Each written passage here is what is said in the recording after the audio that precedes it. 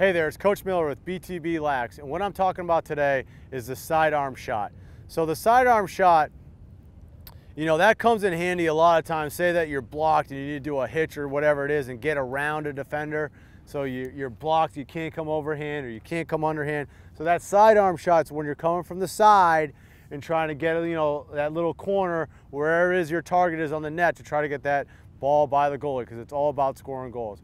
So whenever we're shooting at BTB Lax, what we teach is a kinetic chain. And the kinetic chain is loading that back foot, getting the arms back, getting your shoulders back so you're kissing the shoulder, and then transferring all that weight to the front foot, bringing the back shoulder to your front foot and coming all the way through to that full rotation.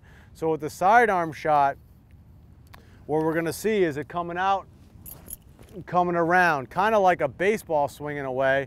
If you were to swing a baseball, it's very similar, a baseball bat, it's very similar to the sidearm shot.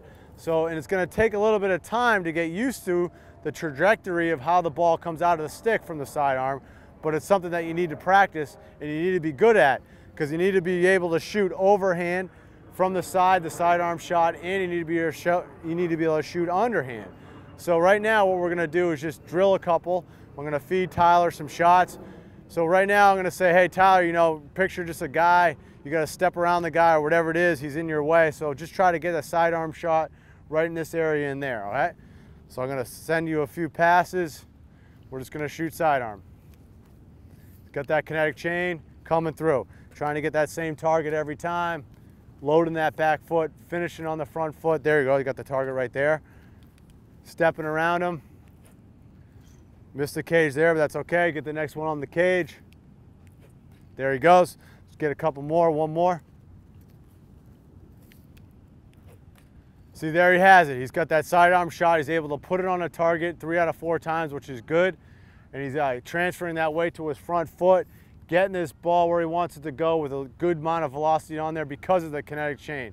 So that's what we want to teach at BTB Lax. Work on that sidearm shot, get a bunch of balls out there, find a target on the net and just start shooting so that you becomes muscle memory, and that when you get on the field and in games and practice or whatever it is, you're not thinking about the mechanics per se, but you're just seeing where the shot is. You know that it needs to be a sidearm shot, and you're going to put the ball where it needs to be and hopefully get some goals. Hey, Coach Miller here, and I have a question for you. Are you a youth or high school player or parent that's thinking about the college lacrosse recruiting process?